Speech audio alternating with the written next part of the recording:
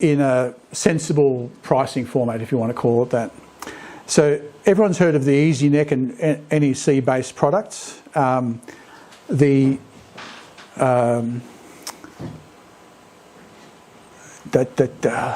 course, bear with me. I made backups of everything, and I think I'm using an old backup. Let's go somewhere different.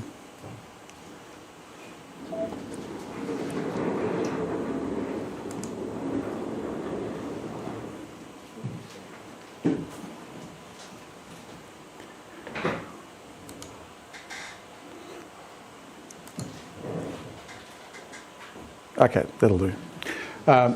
So all of these, the neck products are all based on a core routine that was built in Fortran back in the 70s, and really nothing's changed. People have added front ends, people have added some graphic input, and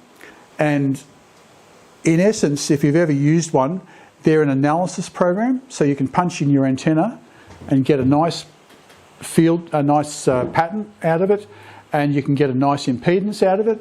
But the reality is it's not good to try and conduct optimization with it. People have written optimization routines. To be honest, it even stretches my imagination on how to do it. And you're confronted with tables and tables of numbers like you'd find in an Excel spreadsheet. So it's not particularly friendly in that sense. The MM-Anagal is also based on Mini-Neck, but it's a Japanese derivative which it's got a better graphical interface, but it's still based as an analysis tool. FICO is one of the other professional ones which is ideally suited with Whipple-D and hobbies. Now they're the three that are, so these three are the ones that are what I'd call the professional suites that almost do identical things. Obviously there's different strengths and weaknesses which we'll go into. We've got OpenEMS and MEEP. Now MEEP's just a relatively new one, and the FDTD, we'll see what that is in a second, where its strengths and weaknesses lie. And we'll come back to why I've used the hobbies, which comes in a book. So you buy a book and you get a software license for it. Mind you, the book's not cheap. But that said, they're the available ones that are suitable. We talked about the NEC-based ones, which are called methods of moments, and all of these are derivatives of that technique, which is the mathematical technique to analyse analyse electromagnetic antennas and also radiation fields. So we'll go into that. And you'll see mentioned in here is the FICO, Whipple-D and hobbies. So they're based on that mathematical technique. The finite element method is, and you can see the strengths and weaknesses. So this is a very long legacy of software. This is best designed for small antennas of complex structures, like you'd find with microwave antennas on missiles and things, which will probably... the finite difference time domain is really a time domain response for an antenna. So you've got, with the new 5G or 6G signals that are coming out with the mobile phones, we're looking at extraordinarily wide bandwidths in the gigahertz, and these are really suited for that. And effectively, the systems that are, you'll see that OpenEMS and MEEP, which are currently available to the hams at zero cost, is based around this. So if you're doing microwave stuff, this is ideal. Even though microwave in ham is narrowband, it's got the capability of moving up. These other ones, this other, which is the uniform theories of diffraction. So this is used for radar, cross-sectional analysis of aircraft, tanks, military equipment. So if you're looking at radar cross-sections, you can say, I'm going to design a plane that's got a minimal cross-section. And there's really that ANSYS is the only derivative which is a variant of the HFSS, which again, that's like a $20,000 a year piece of software. Like UTS has got it, I think UCID's got it, but it's well outside the capability of any ham. So you think, well, this really doesn't help me too much. But the FICO, Whipple D and Hobbies, they have significant strengths. So in summary, this is the Hobbies attributes. So the strengths of this is that it has excellent ground modelling. Now, Sommerfeld is a name that probably doesn't mean anything to you right now, but he's historically been the best ground modelling techniques from the 1940s onwards. And it's only now that Hobbies has actually improved on that. And you'll see in the next example some of the things that this does which will kind of be mind-bending. At the moment there's a 30-day trial available and the academic licence is included with a book. The book's actually the tutorial, and on the CD that comes with it there's a whole stack of demos which are kind of like intro tutorials, which are a great starter, and then the book has something like 30 worked examples which you can work through and develop to say, well, I want to look at microwave antennas, or I want to look at optimization, or I want to look at modelling a planet. You know, that's the sort of thing that this is capable of.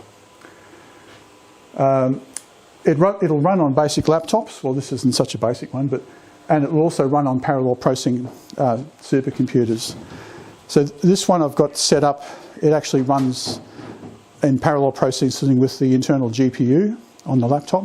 So I can get fairly decent performance out of it. And these are some of the examples, dipoles, and this actually takes you through the techniques on how to model each one of them. Some of them aren't, like for ham radio, dipole, phased array of dipoles. These other things are probably bow tie antennas. Some of these aren't particularly relevant to ham, so I've just skipped them because it's just really, I just wanted to have a fairly focused view on this. Now the other great attribute, which is multiple data input methods. You can import a CAD file if you've got a Yagi or an antenna or some other thing. That's, say, a car. You want to model the radiation of the car. You can do that. You can use the graphical technique, so you can actually start to paint up the antenna on the screen with nodes and draw lines. You really need a big 4K monitor or multiple monitors to actually do that properly, but I gave up pretty quickly, but it's certainly possible. Commend. It actually should be command line, so you can actually type it in like you would AutoCAD or a lot of the other ones where you can actually just type in and say, okay, I want a point here, point there, draw a line, or paint this surface, or paint this structure.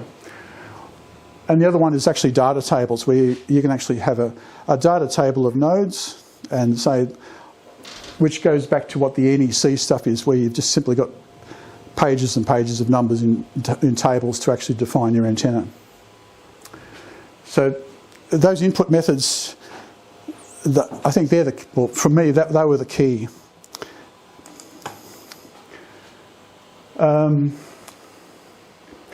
So to reference Dr. Stephen Stearns, who's been my counterpart mentor in this little piece of work, he's actually got a fantastic presentation, 161 pages. It takes an hour and a half for him to go through it, but some of the examples, and I've got his presentation here. He models a ground rod driven to the centre of the planet, and looks at the frequency response of that ground rod. And you'll find that ground is not ground, because he also analyses the mobile VHF antenna and shows how much radiation gets inside the cab. And that was actually published in the ARRL QEX magazine, and I've got a copy of that as well. He then progresses to the EM fields inside human tissues with mobile phones, microwave ovens. He even does I think there's a radar as well, which looks at the heat dissipation and the absorptivity of human beings.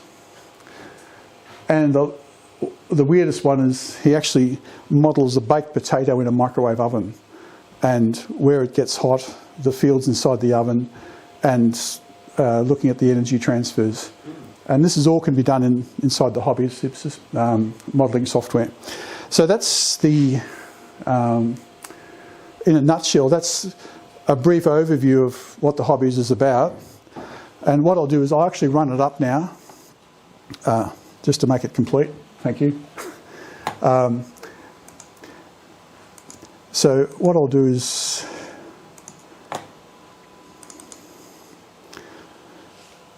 bear me a sec. He's actually got a fixed platter with a potato sinting in the centre, but you can kind of see where things sit. After I've done this, I'll show you the presentation or the extracts of what he's done, and it's a bit of an eye opener. Okay, that's where are we? Why didn't we go there?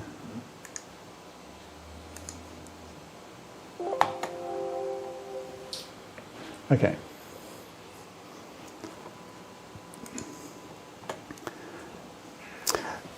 So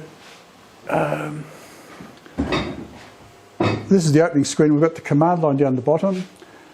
We've got the navigation tree, which is basically the variables that they're programmed into it. The units that we're using, megahertz, meters, millimeters, volts per meter.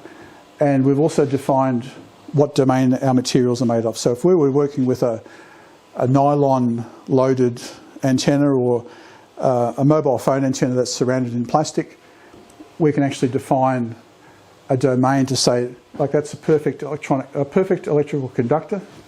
Domain 1 is basically free space. So they're the two that I guess are relevant to us, but you can actually put in the parameters of a potato to say, well, here's the properties of a potato, and see how much energy goes into that. Ground is another one. It's got some fairly peculiar domain properties, so you can see that it's lossy. And then we've got the structure. We've got nodes, wires, surfaces, volumes. I won't go into the rest. But in essence, it's effectively a CAD. There's a CAD package sitting behind us. So a node is basically a node for say we've got a dipole. We've got two endpoints, which are the two nodes, and the centre is the third node. So that's effectively what the node is. The wires run from one side of the dipole to the centre. So we've got two wires in the dipole. So they're the two things that are, I guess, relevant for what we're going to do tonight. The waveguide one, we talk about surfaces, and that's just basically defining some sort of shape and clicking surface. This is a surface area, a bit like you would with PowerPoint or some of the CAD programs where you're just defining a surface.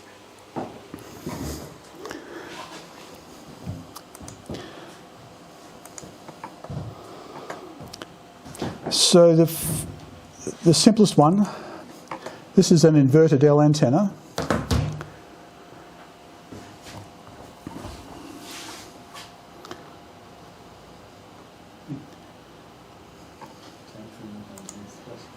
So if I can... So there I've got the nodes. So I've got one node sitting up in the air. Now this is, to give you an idea, this is 180 feet, 70 feet, 180 feet. So I've got node 1, node 2, node 3, node 4. Now, I don't have a ground in here because there's complicated reasons. This was one of my early tutorials, but you'll get the idea in a second what it's about. So that shows you the nodes, and the red wires show the wires. Wire 0, wire 1, wire 2. So it's a very basic antenna, very popular on 160 metres. We can just do a quick check on where it... Okay, so we're looking at a frequency range of 1.8 to 3.9 megahertz.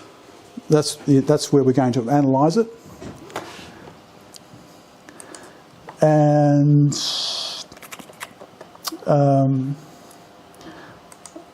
won't go into the... and with the excitation, this is saying that there's a type 4 generator, which is basically just a standard voltage source between nodes 1 and 2. So if I go back to nodes 1 and 2, I can show you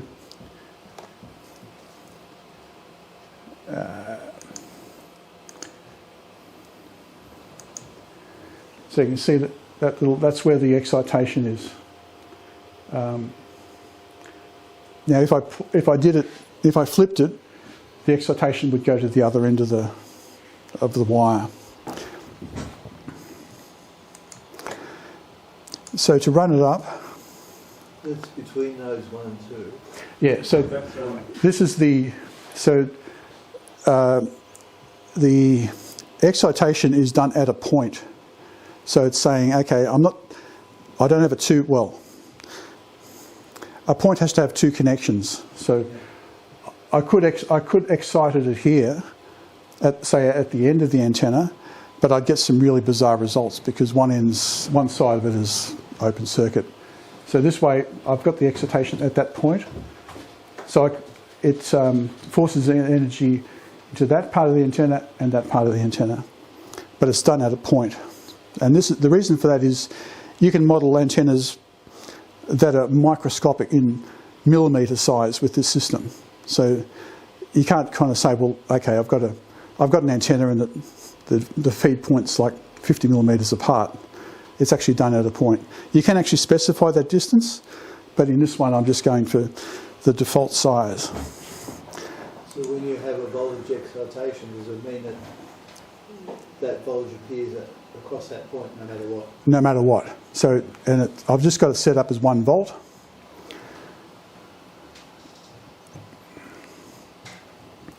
Okay, you saw that took about, probably, it'll tell you, output view. So that said, okay, it took 10.7 seconds. And you can kind of see it talks in text files, so there's zillions of text files that you can go and access and tell you what's happened, but you just want to see what the deal is. So let's go to the post-processing. And that's the antenna that is being modelled. So if you've left something off, it'll show you, but that just highlights what the antenna is.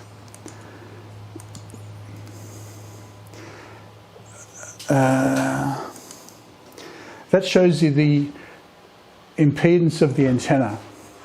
So at 1.8 megs, we're looking at about 4,000 ohms. At around about 2.18 or something, we're looking just over probably 200 or 300 ohms. And then up at around the 3.2 meg, we're looking at something about 200 ohms, which is easily matched with a 4-to-1 transformer. So this ham built it in the US. He wanted to get an idea of... That's just resistive, that's not reactive. All that is just a resistive component. No, this is what's called the magnitude of resistance. So what I can do, let's have a look at the resistive part. So that's 3,000 ohms resistive. Now there's no way of bringing up a Smith chart on here to show that properly, but that kind of shows it's 3,000 ohms, which is near impossible to match. Down here, 3.4. He wanted to use it at about 3.7. And I just told him, look, it's way low in frequency, you need to shorten it. And that was the comment from a number of other people. So this needs to come up, and then you can kind of see that he'd cover the 80 metre band really nicely. And what happens below 1.8, I didn't look at. But if you want to look at the imaginary side, which is, so zero, I can probably pull up a zero, but zero would probably be sitting about here. So we've got inductive reactance and capacitive reactance. So to actually make it match at, say, 3.7 megs, I'm going to need a capacitor to bring that back down to back to zero. So David, what's the resonance of that? okay. Zero crossings, aren't Yeah. So in a Smith chart, resonance is where you do get zero crossings. So it would be resonant probably around about here. Resonance and anti-resonance are both zero crossings, aren't they? Say again? Resonance and anti-resonance are both zero crossings, I think. Yeah. So, yeah, it's just a phase. So this is going up, this is coming down. So they're the resonance anti. So it would be sitting, so 1, 2, 3, 4. So there's 5 resonant points of that inverted L.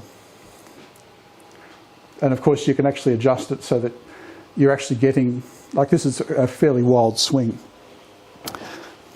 Is this still a phase plot? It can, yeah. So what I'll do is I'll just go to the...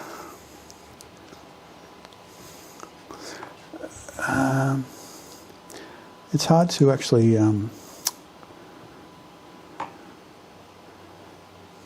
because it... So in terms of dB gain, unfortunately this doesn't remember the... so we go down to minus 15 dB, 15, 18.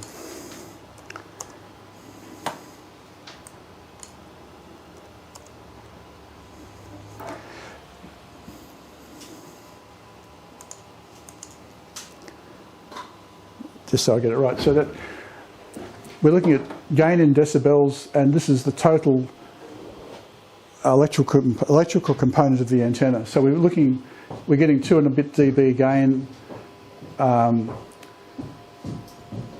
at that. That's angle. That's angle, yeah. So at 0 degrees, we're big attenuation. So if I look at the frequency plot,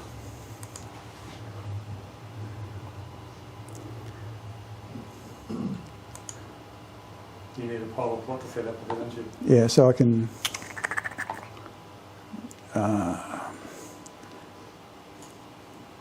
let's skip that. Let's go, yeah. So that shows you the... So the inverted L is sitting in here. So you can kind of see the tilt. That's at 1.8 megahertz. And what I'll do is I'll take it up in... So gains from 0 is horizontal, up 72 is the high gain. Yeah, so this is... that's effectively ground level. So it's basically shooting up at 1.8 megs. Now, the fact that it didn't match is irrelevant. It just tells you here's the impedance that you've got to play with, but this is the radiation pattern. And you can see this is a gain of 1.7. Now that's just times. If I turn it into decibels, you'll see it 2.4 dB gain at 1.8 megs. That I won't... It's actually easier to see with just a linear gain. So I start taking the frequency up.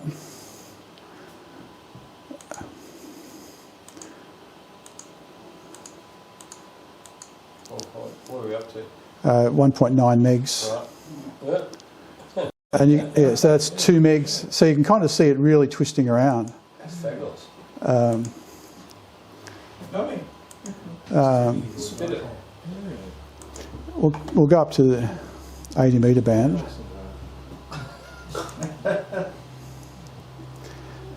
So at the 80 metre band, it's got some serious... Lobes. Yeah, serious lobes.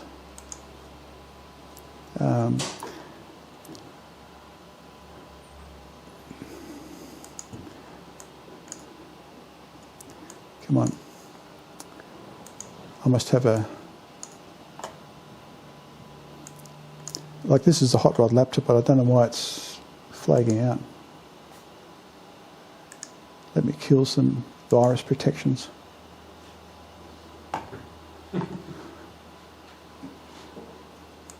Middle of the pandemic. Yeah. Oh, So you can kind of see these are the lobes that it's spewing out at around just below 80 metres. what size? Yeah. So it's all over the place. So for such a simple antenna, there's no real focus about where the signals are going to land. So you said there's no ground there? I didn't model ground on this. It was before I actually learned how to do it. But in essence, the ground would suppress the bottom part of the display. So Is it going to change the shape of the top part, though? it does. I understand it does a little bit, but I haven't been there. So in essence, that was a trivial example. Let's move on to something a fraction.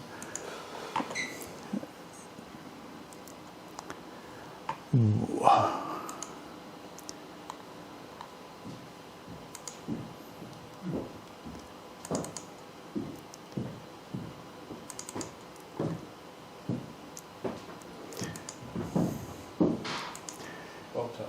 An 80-metre bobtail. For us newbies, what's a bobtail look like?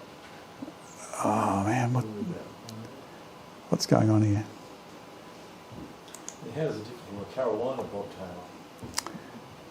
That's a Carolina window.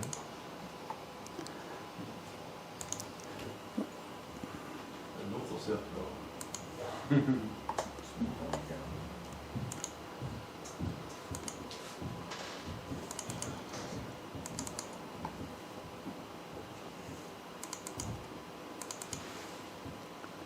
This was the night that David discovered that his computer had a virus.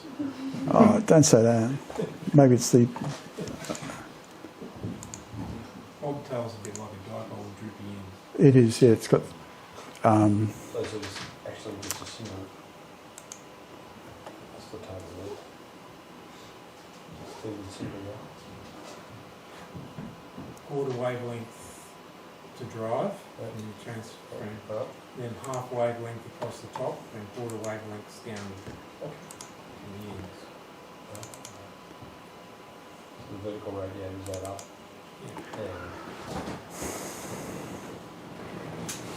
It's a vertically polarised array. What does it need in respect to ground? I think it needs any ground. Oh, it's just ground at the transmit point. At the feed point?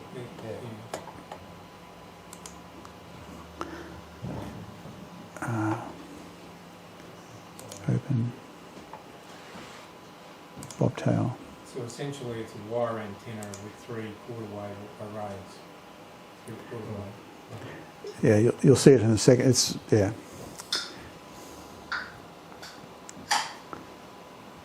It's a curtain in other words. It's a bobtail curtain.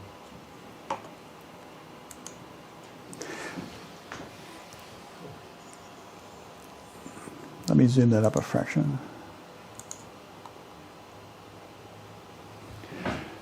So a bobtail is basically we've got a vertical, a massive horizontal, and 2 things that kind of dangle down.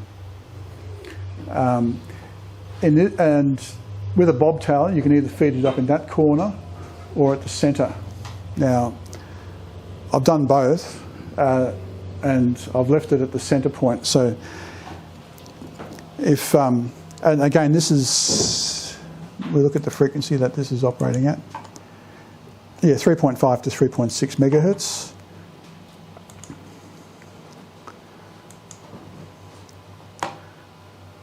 So it's a letter E shape, capital E shape. It's like an E shape, up 90 degrees. Yeah. You see, you see with the Wi-Fi PCB antennas that have an F shape. It's sort of not that. Yeah. So this is what the antenna looks like. This is my version of a ground. So it's just a ground wire underneath it. The feed point is sitting up here. So in essence, a bobtail is that. That's the bobtail.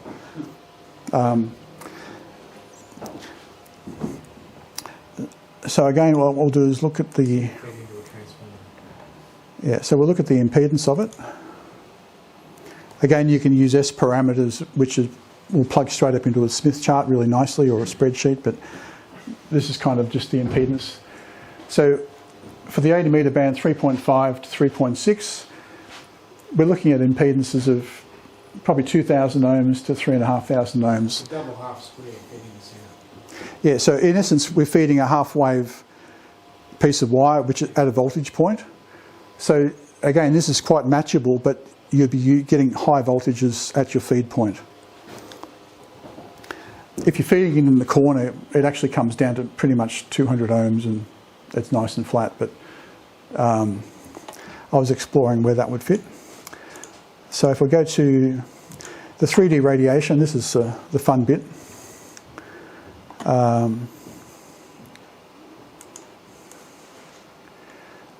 So in essence, what I've done is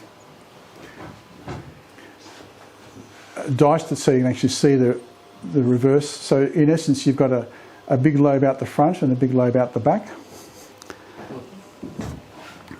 And if we look in plan view, it's a very, very powerful radiator. Low angle? Low angle. So we're looking at a linear gain of 4, which is, I'm guessing 3.5 dB or something.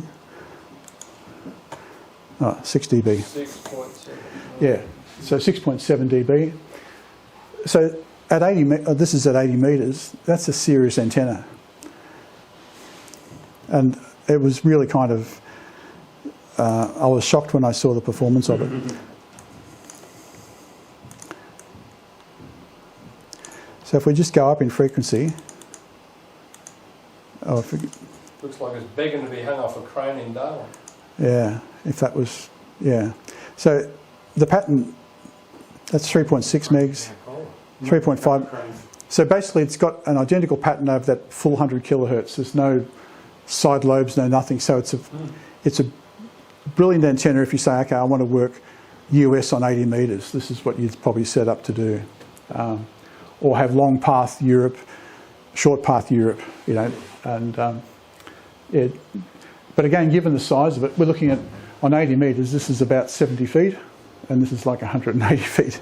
So it's, we're looking at 20-something metres and probably 45, 50 metres. So it's a large antenna, but you know, if you're on a farm or in Ingleside, you could actually have a nice antenna. Or Gundaroo. Yeah. 2 halfways across the top. We Yeah. should specify what goes in there. Yeah.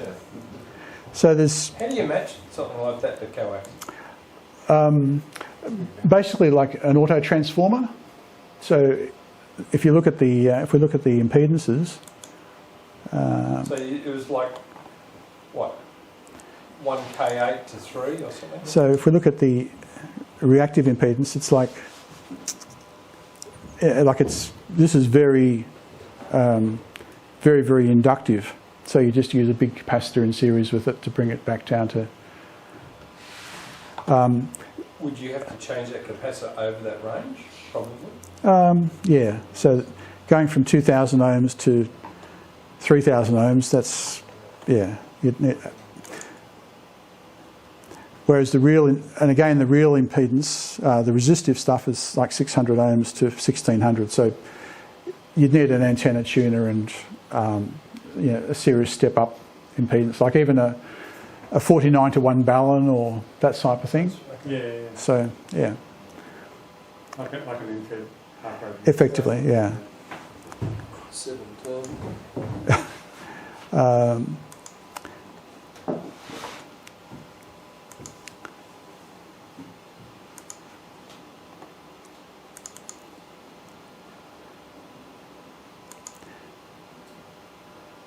Let's hope this opens.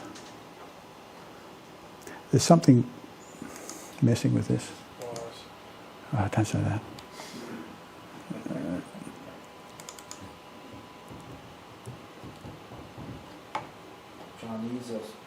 checking on you, sorry. This internet, I mean, this PC rarely sees the internet. So, I know, it's not easy now, is it? Or Yeah. downloading all upgrades. yeah, it's probably here's another victim for the hackers. Download. That's what I'm saying, it's 3 on years. Yeah. Uploading to Windows 11. The ultimate virus. Uploading to Shankly. Yeah. So let's go to, Sending me the file. now this is a real live example of what I was doing. Yeah, so the other two were kind of fun tutorials which only took like 5 minutes to model, and you can see the simplicity. This one on the other hand is a serious amount of work. So this is a 4-element, what's called an optimised wideband array Yagi. It's set up for 20 metres, and I had this in the air for like probably 3 years, and absolute screamer of an antenna on 20. Stupid me went to make I built a 5-element one and put that up, and I was just so disappointed. And I can see why, but this one, I tell you, it's the All ducks. the nodes there because their tubes are different diameters. Yeah. So basically, if we zoom in.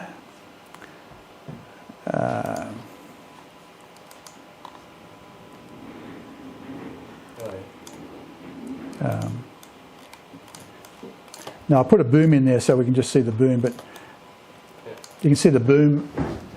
I've got it's a 60mm boom. I've got 32mm tapered down to 25, and this is common to all the other elements. 25 tapered down to, I think, 15, and I think that's it. Yeah. So, and you can definitely see the taper in there when you're having a close-up look. So each one of those is a. Let's go to the. So they're the nodes that are punched in, and if I go to the node table, you'll see what I mean about the.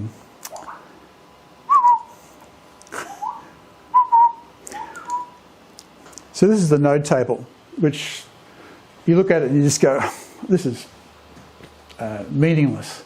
Well, it's not intuitive to say, okay, at the 0, which is the reflector, this is the information about the reflector element. So it's 5.42 metres long, or 1/2 of it is, plus or minus, and these are where the other sizes go. These are where the changes in elements sizes go. Oh, so you've got them overlapping, like Yeah, so they. one goes right through and then the other one goes. Well, I've got, say, a 32, and then I've got a sleeve reducer down to 25, and that's at that point, that's the change in size. This is the distance it changes in size, 1.1 metres from 32 to 25. Does this show it joining the piece that's joining end to end? No, this is just showing the point. Yeah. Where, so if I was doing join the dots, this is the dot where. Right. One. Like a join the dots. Yeah. So this is joining the You dots. haven't got things overlaid. Yeah. So if I go to the wires. overlap. Yeah. So if I now go to the wires part,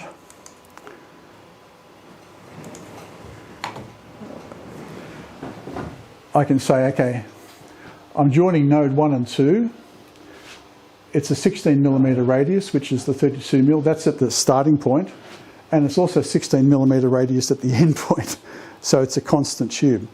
Now, if I change that to, say, 5, I'd have a cone, like a tapered, you'd have a flagpole, you'd have a tapered type thing. But these are just plain tubes. 12.5 gives me 25. 9.5 gives me the 18 or 19 millimetre, and then that gives me the 16 mil or 15.8. The domain is 1, which is basically it's surrounded by air. So, and that's called line 1. So let's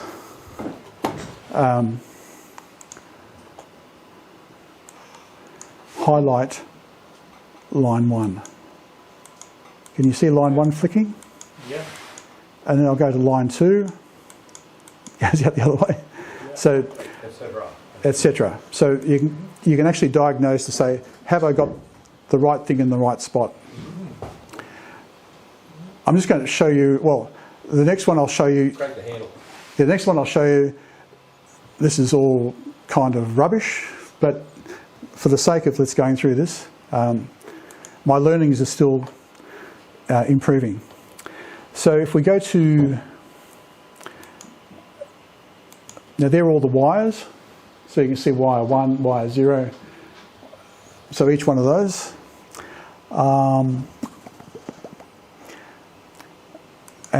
Let's run this up. I'm taking a few shortcuts here, which normally couldn't happen. But so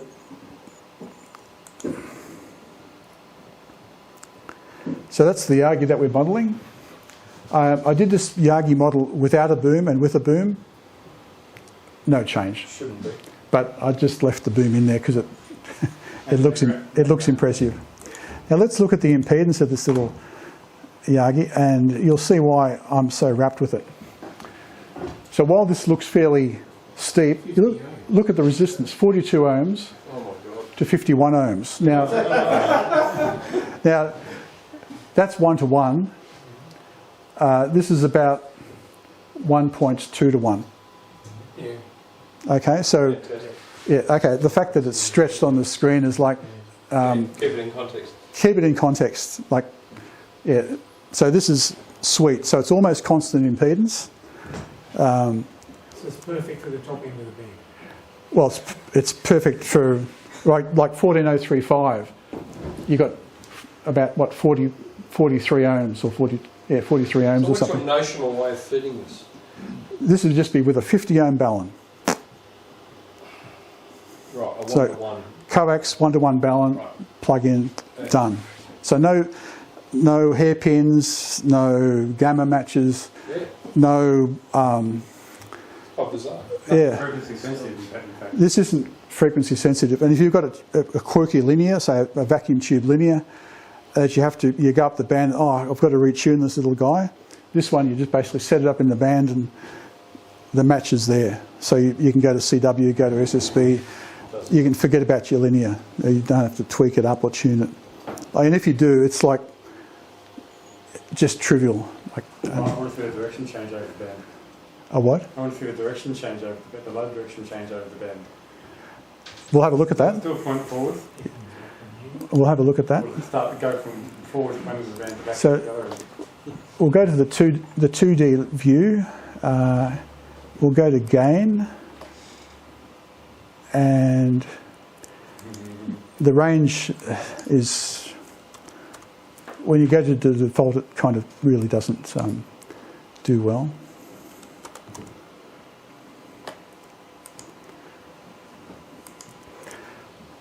So here we are looking at the gain. We've got something Cheapest, almost 9 dB of gain.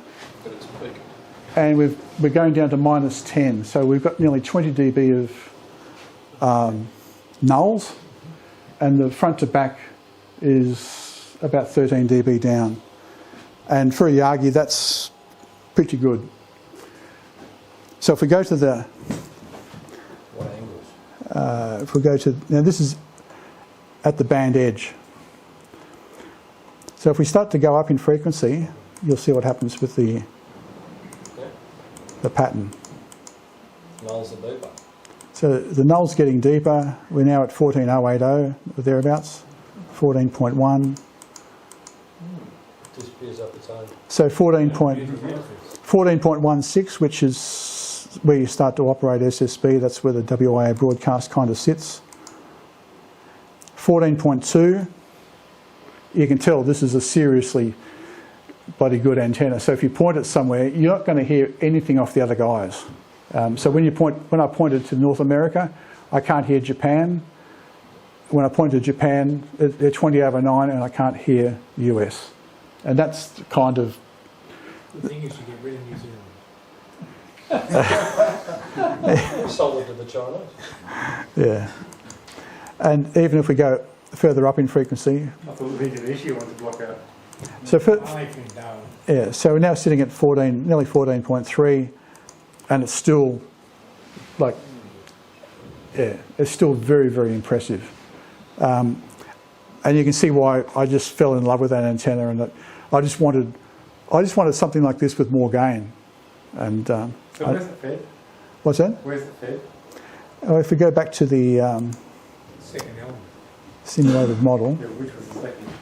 so it's fed Yeah. there So fed there with a 50 ohm bell.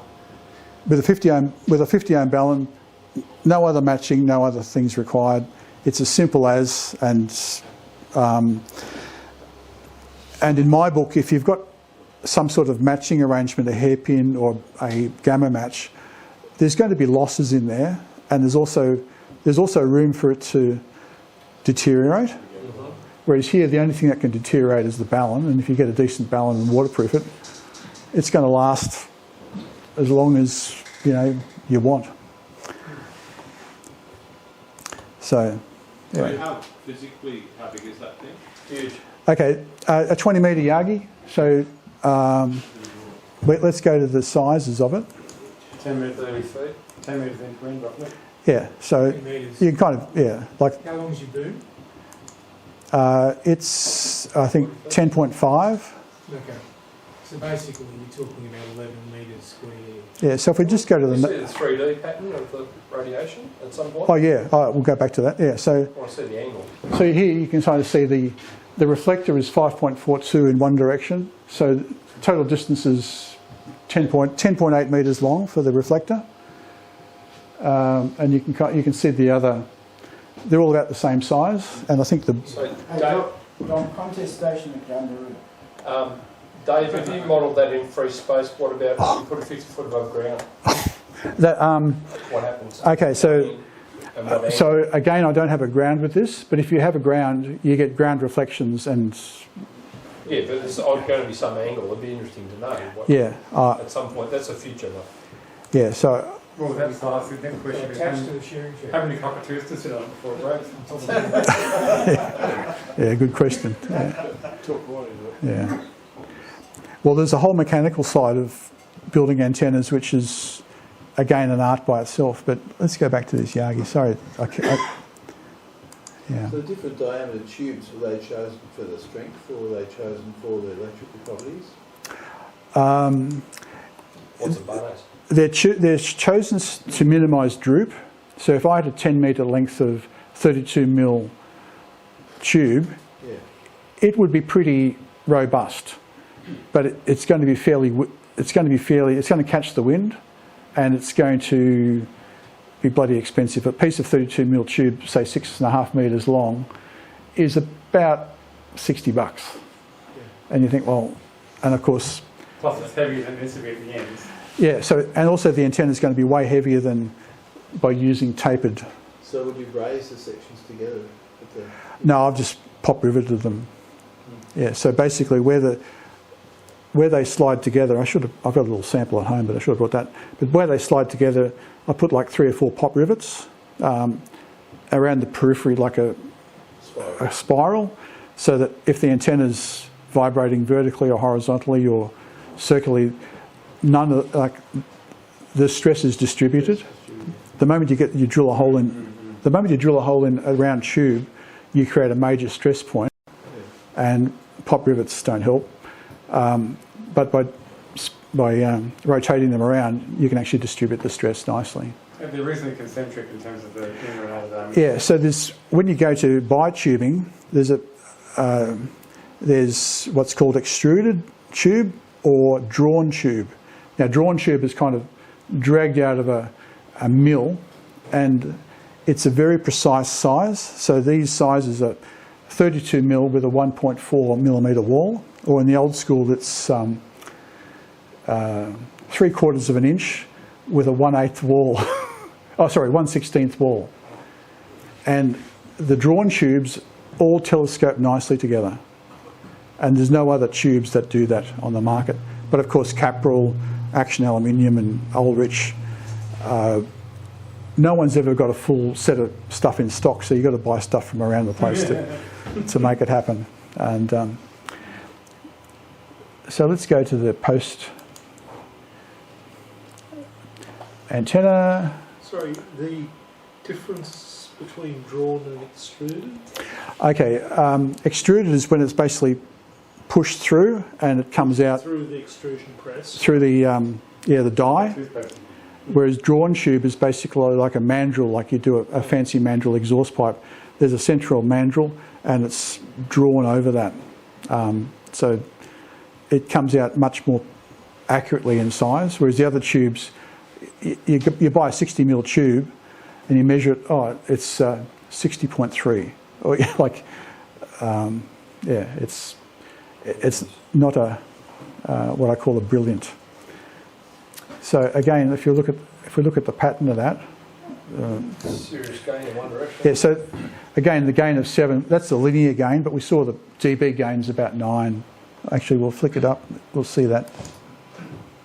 8.5. But if we go up the band, say 14.2, yeah, we're getting 8.7 dB. And of course, when you get it off the ground gain simply adds to that, and It'd be really interesting to see that model above notional grounds. yeah. Is that just still the main load up a bit? No. So The ground, I mean.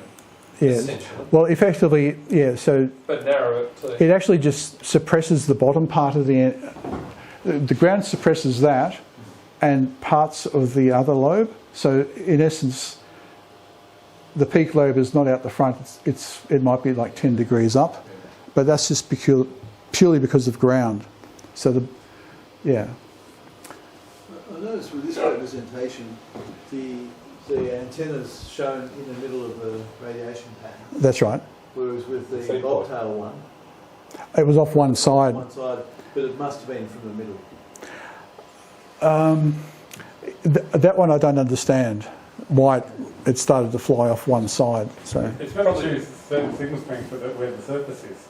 So if you chose Yeah. a different tide mark, you'd have different shapes. You did the bobtail on positive X, you didn't do it Like symmetrically. yeah. So that yeah. The origin is different. Yeah, so when you're modelling these antennas, you do it in the XYZ plane, Yeah. and all of these antennas are modelled just in the XY plane. And I don't normally go to, like, we saw the nodes here, I was using minus and plus in the Y direction, but in the X direction, I just go from 0 to the boom length. The bobtail, he started off at one side, he did all positive X, Yeah, that's Y. Yeah, and yeah, so I just drew it in, I mean, it's only a show. heading off in one direction. Has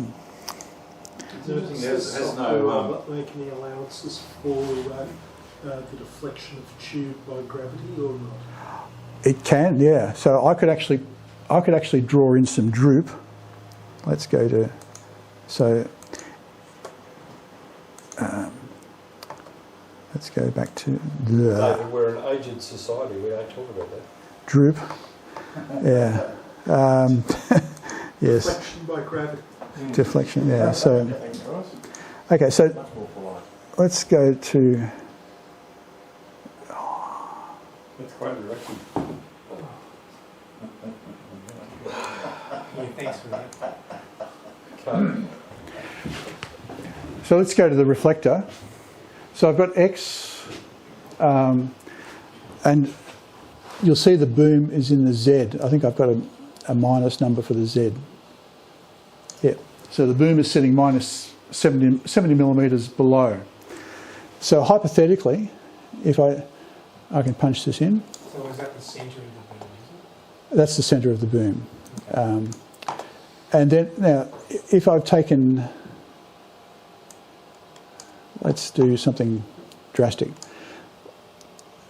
I'm going to take one of the reflected elements, just this end bit, and droop it, say, 100 millimetres. So if I go minus 100, you can kind of see it move. Yeah. So I can plug that in. It'll make bugger all difference. Yeah, so let's do it. Let's save it. I've actually got to generate a new mesh, which is basically the analysed structure, and then run it. And again, this is running again from scratch. What's the dielectric constant you average cockatoo? It's like that of a chicken. It's like a 22. Cockatoos don't die, they kill. Excuse me. So you can still see a little bit of droop there. African turducken or European? Yeah. So again, look, we can look at the impedance. I doubt whether we'd see it like. Change. Yeah, well, Bit of droop at the top end. you'd be hard pressed to. Presumably if you scale this whole thing down to say 2 metre band, you get the same basic patterns. Yes and no. The Normally you wouldn't. diameter compared to wavelength is Normally you wouldn't do tapered elements on 2, but in essence, yeah. So we're still getting good like, scale. like the effective droop. Again, if you want to be accurate, you can actually model it, and we've done that. But to actually compare it to say, well, has it deteriorated or has it improved? We're shaving tenths here, but What does it look like without the tapered elements? Does it change the pattern noticeably? it changes the impedance and quite dramatically. I don't have a model with fixed size elements because this was actually a real one that I built, Yeah, sure. and I just wanted to see why I was so impressed with it. And yeah, so I'm just going to go to just deviate here a fraction.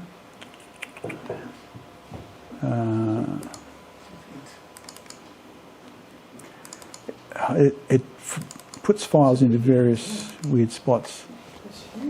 That ain't nothing compared to what he's doing before. What, that antenna? That's tiny. Yeah. Depends on the block of land, I'm going to say your neighbours need contracting.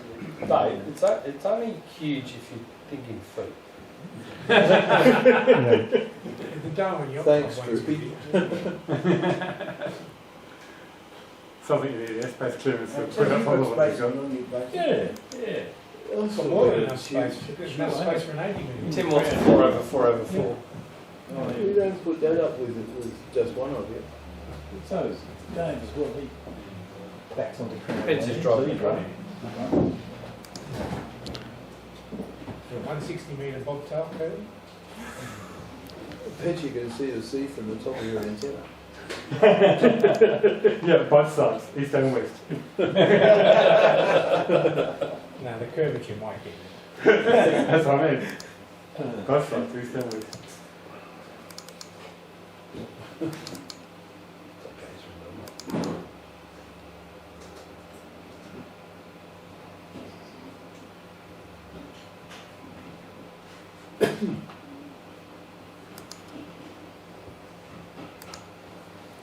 Okay.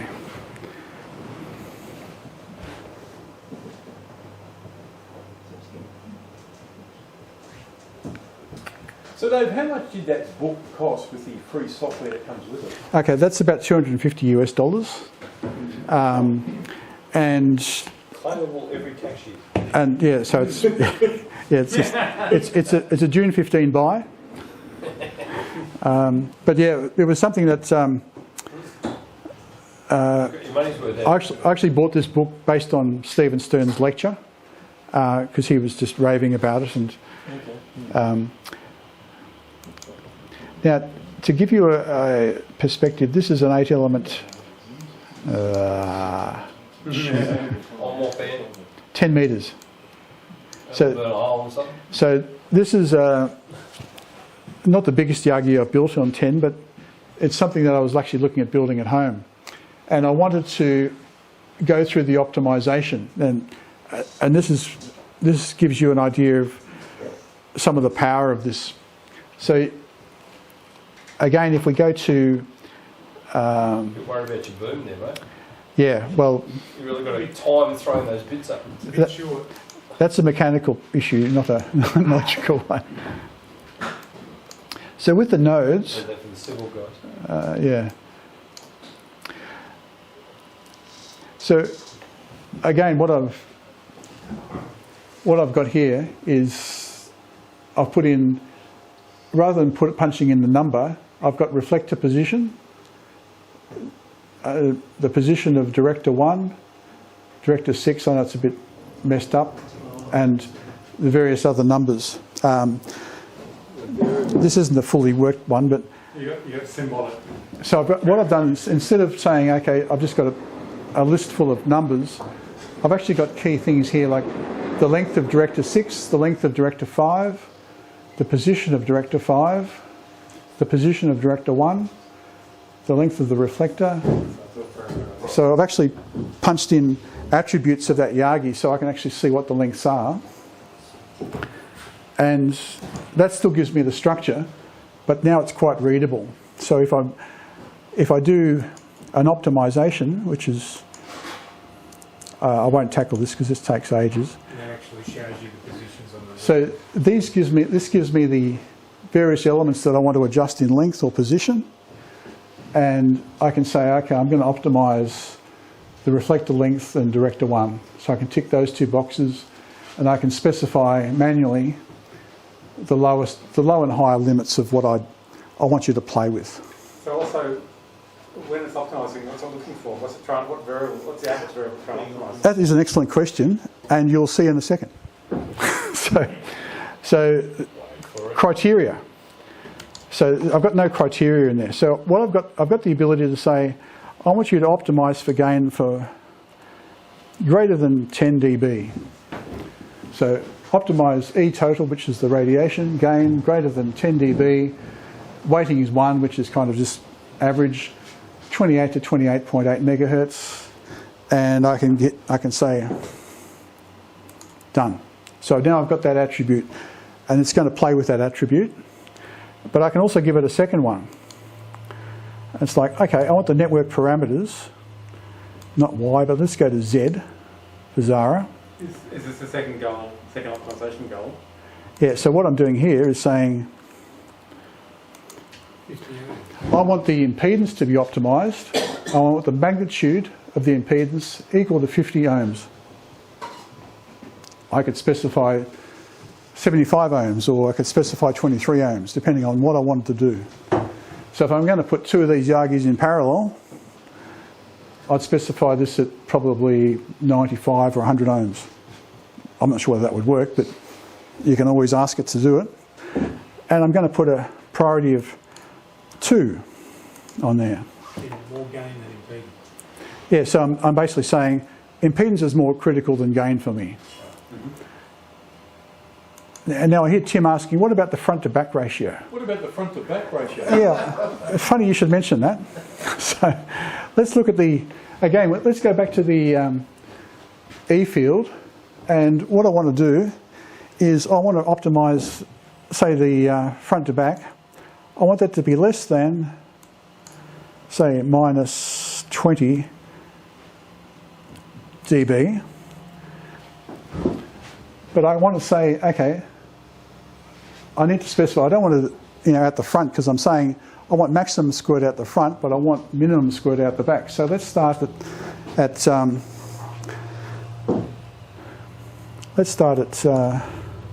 90 degrees and stop at 180. That's in the elevation, and in the horizontal, let's do the same, 90 degrees, 180. Bang. And the weight? Now, these weightings are absolutely crucial. So if you want a really decent pattern, you're probably going to get the gain automatically. But if you say, I want maximum gain, the pattern's going to be rubbish. So let's put the... Voice of experience? Yeah, well, I've spent hours on this stuff. So let's say a weight of 7. 7? All right, so I want a really decent pattern. Now... Oh, that makes it stronger. Yeah, so that's the priority. The bigger number. I want a really tight pattern. Yeah, so let's look at reflector length and the length of director 1. And 2 is first and second priority. And second would be less. yeah, so if I do, I'll just do 5 5. So just to take you through it's got 3 optimizations. One's called particle swarm, which is a technique where, let's say you're on the beach and you've got all these ripples, like you've got, with an antenna you might have lots and lots of possible solutions, but it's not going to pick the best one. The particle swarm will search and search looking for the best one on the whole beach. And then the second method will say, okay, I found the highest one on the beach, now let's optimise it against that. So rather than finding something down the beach that's like, or some other attribute of the antenna that's working but not necessarily the best option, you might optimise it to say, okay, this is looking good, but there's probably other solutions out there. And the moment you get with an 8-element Yagi, there's upwards of thousands of possible scenarios. So I'm going to run this. Shoot. Okay. I did a bad thing. I didn't specify the lengths. So let's say 2400 millimetres to 2800.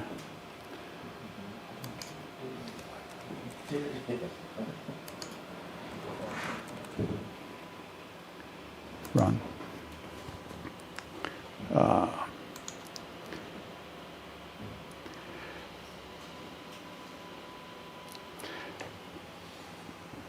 Yeah. So anyway, this is actually running, and normally. No, it is running. Yeah. So what it does, it optimises against what's called a cost. So the first step it does is it just looks at what you've got, and then it starts to do extreme stuff to really explore. And then it says, okay, well, and this cost is saying, am I getting closer to a solution or further from a solution? He's getting further away. So he's going to go, well, no, I'll go backwards now.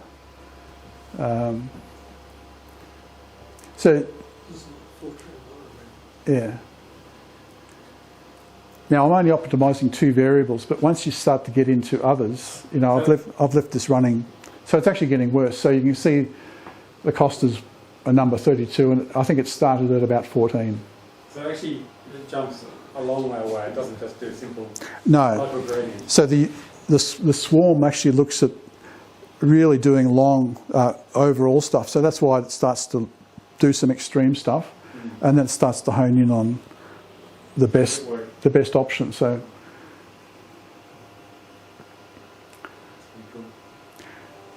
this is how now if you ever looked at any of the NEC project, the NEC analysis programs, trying to optimise something is like you've actually got to write a proper script file, which I think some of you are quite capable of doing. But you saw how easy this was. It's like, okay, I want these things to be optimised, and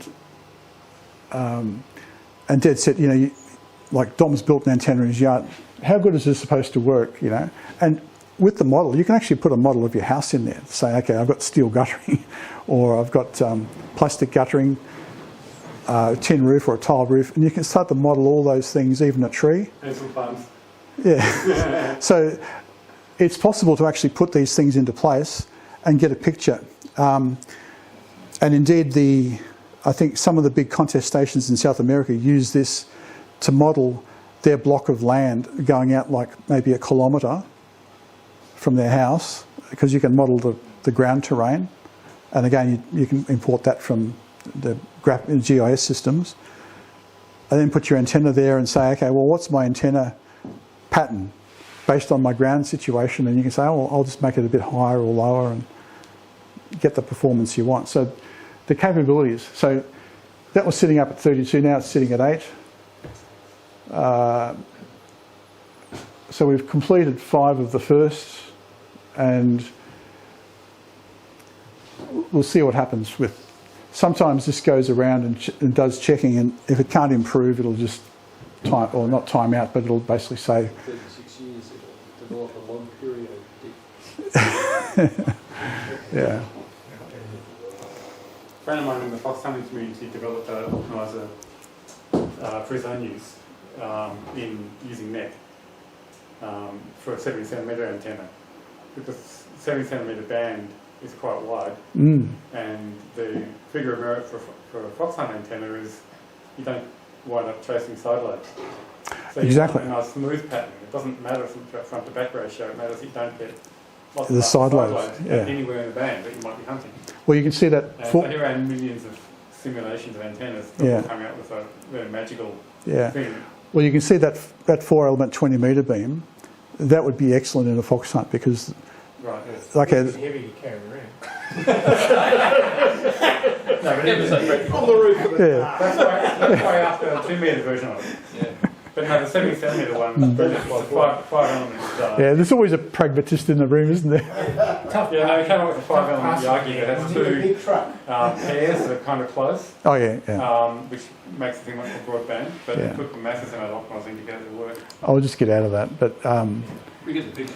yeah, so you get the picture. So So that's one question I had that was the same about side lobes. I noticed there's no side lobes in those antennas virtually. Is that correct? Or is that Designing them out. there are side lobes, and I think pretty small, aren't they? so. When you go to the Easy Neck one, it shows lots and lots of side lobes. A lot of those are artifacts of the calculations. Calculation wobblish. So Someone divided by 0. So, like to give you an idea, this. Shoot! I'll just. So Dave, how much longer you got to go? Because I can pull the plug, but look, That's that's all right. I'll just keep it going until you finish. Yeah. Keep going and it goes flat, but that's it. yeah. But look, that's an intro, and you can kind of get a feel for what it's capable of. And I did talk about a microwave horn, and it's basically the same. You can see the structure of the horn, and you can see the radiation. Surfaces. And it's all surfaces, so it's like a yeah. How do you define the feed point on that? Again, Voltage? it's a voltage feed point, but it's not a point. You show a wire? It's actually a field inside the waveguide. So there's a number of ways of exciting an antenna, and obviously ham radio with Yagis, Limited. it's everyone understands this, whereas waveguide is a kind of another mind-bending transition. 3D waveguides are doing it again. Yeah. So, look, I hope that's been a view into some of the professional software, and yeah, okay, it was still doing its business. Okay. What's the software called? Hobbies. It's an abbreviation for higher order basis-based integral equation solver, which I think they Bit of a stretch. stretch. Yeah. So basically, it's solving the field integrals to do with the method of moments mathematics basis. So, but it does it pretty much behind the scenes for you. Like all you're doing is creating a very detailed model, creating all the attributes by plugging in the symbols and the variables and using real names, let's say reflector length or director 1 length. So you're just putting the parameters in it? I'm putting all the parameters in. The numbers can sit, and then if the optimization starts to tweak with the numbers, and that's what I did. I just took a screenshot and said, okay, this is the Yagi I'm going to build. Did a screenshot, printed it out, and I've got the dimensions from a Yagi. Walk up to the garage and I start measuring out what I've got. So it really makes life simple when you, and even things like repeater antennas, you can say, okay, well, I want to make up some sort of repeater antenna with a null towards Hornsby. Yeah. We already got that one. Yeah. I can't null Hornsby because we'll null you. So Are you sure? how many years has this been on the market? Oh, Because I noticed it's Rev 10. yes. So basically, I talked about the Whipple D. That was produced